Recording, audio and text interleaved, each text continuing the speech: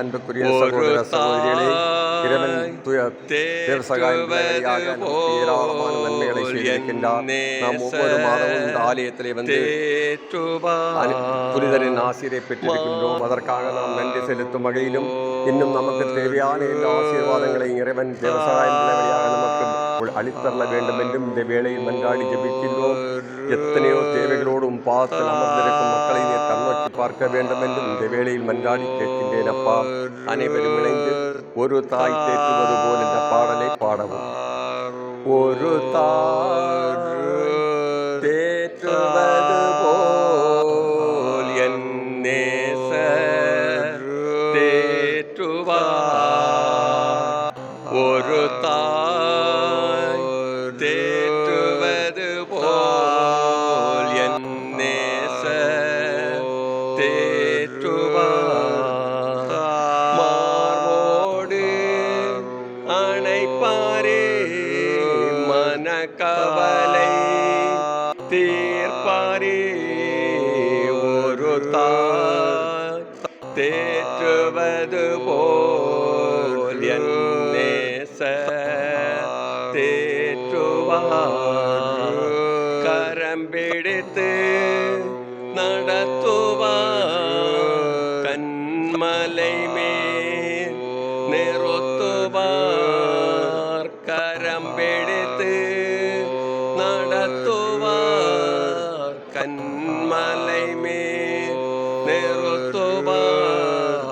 ஒரு தாய் தேற்றுவது போல் என் நேசர் தேற்றுவார்.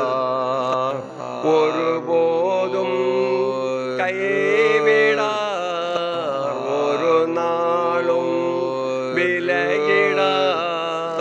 ஒருபோதும் கைவிடார், ஒரு நாளும் விலகிடார்.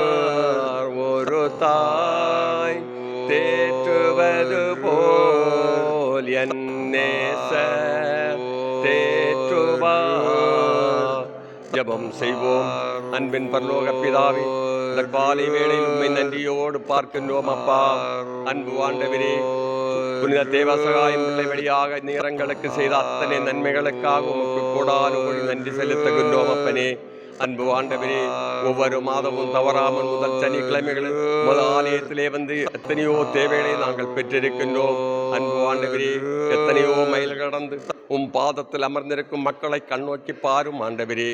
அன்பு ஆண்டவரே, நீரோ என் இல்லத்தில் எழுந்தருளி வர நானோ தகுதியற்றவன், ஆனால் ஒரு வார்த்தை மட்டும் சொல்லும், என் பணியால் நலமடைவான் என்று தூரத்திலிருந்தே வார்த்தையை விடுத்த நூற்றுவ தலைவனுக்கு நம்பிக்கை நலமாக்கிற்று என்றீரே.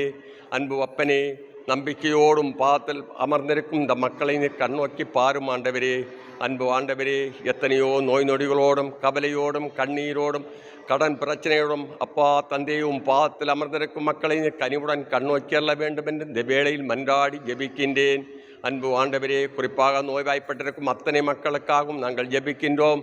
நீரே நல்ல மருத்துவராக இருந்து அத்தனை நோயாளிகளையும் உமது அன்பு கரத்தால் தொட்டு குணமாக்க வேண்டும் என்று இந்த வேளையில் மன்றாடி ஜெபிக்கின்றேன். அப்பா, அன்று ராயப்பரின் மாமியார் காய்ச்சலாய்ப்படுத்தினதை கண்ட இயேசு அவரது கையை தொட்டதும் காய்ச்சல் நீங்கிற்று என்று மத்தேயு நற்செய்தி 8ஆம் அதிகாரம் 14ஆம் வசனத்தில் நாங்கள் வாசிப்பது போல, அன்பு அப்பனே, ஒவ்வொருவரையும் உமது அன்பு கரத்தால் தொடும் ஆண்டவரே. தொட்டு ஆசீர்வதியும் ஆண்டவரே. நம் பிணிகளை தாங்கிக் கொண்டார், நம் துன்பங்களை சுமந்து கொண்டார் என்று இறைவாக்கினர் எசாயா கூறுவது போல அன்பு ஆண்டவரே, எங்களுடைய பிணிகள், வருத்தங்கள், நோய் நொடி, கவலை, கண்ணீர் அனைத்தையும் நீரே தாங்கிக் கொண்டு பரிபூர்ண விடுதலை கொடுக்கும்படியாக இந்த வேளையில் மன்றாடி ஜெபிக்கின்றேன் அப்பா. அன்பு ஆண்டவரே, எத்தனையோ தேவைகளோடும் பாத்தில் அமர்ந்திருக்கின்றோம். எங்களின் உள்ளத்தின் ஆழங்களை அறிந்திருக்கின்ற தேவன் என்று நாங்கள் நம்புகின்றோம் அப்பனே.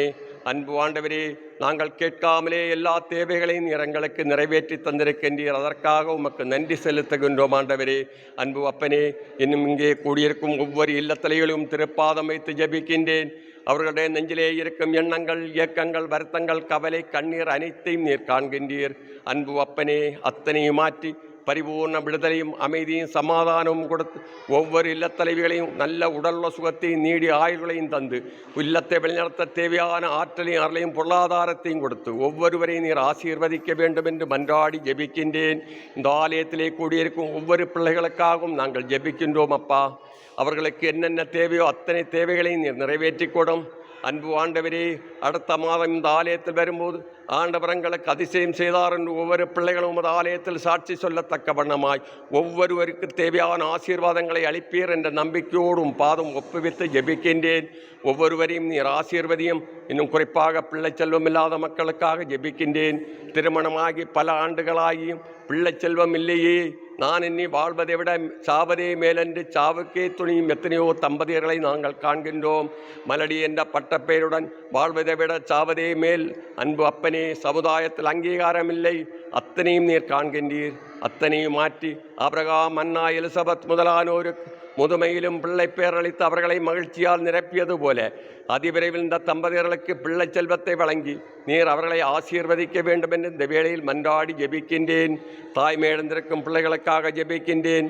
அன்று எலிசபெத் அம்மாள் கருவுற்றிருந்த போது அன்னை மரியாளை அனுப்பி பேணி காத்து கொண்டது போல அன்பு அப்பனே, பேறுகால பெண்கள் அத்தனை பேருக்கும் அன்னை மரியாள் வழியாக நல்ல பேறுகாலத்தை தந்தள்ள வேண்டும் என்று மன்றாடி ஜெபிக்கின்றேன். இன்னும் எத்தனையோ தேவையோடும் பாத்தில் அமர்ந்திருக்கின்றோம். அத்தனை தேவையை நிறைவேற்றி தாரும் ஆண்டவரே.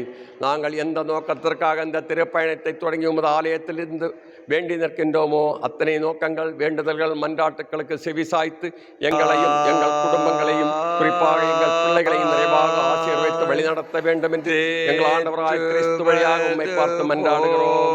ஆமீன். விண்ணுலகில் எங்கள் தந்தையே, உமது பெயர் தூயதென போற்றப் பெறுக. உமது ஆட்சி வருக. உமது திருவிழம் விண்ணுலகில் நிறைவேறுவது போல மண்ணுலகிலும் நிறைவேறுக.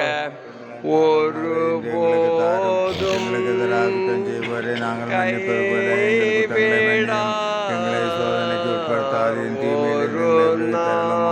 அருள் நிறைந்த மரியே வாழ்க. ஆண்டவர் உம்முடனே, பெண்களுள் ஆசி பெற்றவர் நீரே. உம்முடைய திருவயிற்றின் கனியாகிய இயேசுவும் ஆசி பெற்றவரே. எனக்கும் தூய ஆவியாருக்கும் மாட்சிமை உண்டாவதாக. தொடக்கத்தில் இருந்தது போல தந்தைக்கும் மகனுக்கும் தூய ஆவியாருக்கும் மாட்சிமை உண்டாவதாக. தொடக்கத்தில் இருந்தது போல இப்பொழுதும் எப்பொழுதும் இருப்பதாக. ஆமீன். தந்தை, மகன், தூய ஆவியின் பேராலே. ஆமீன்.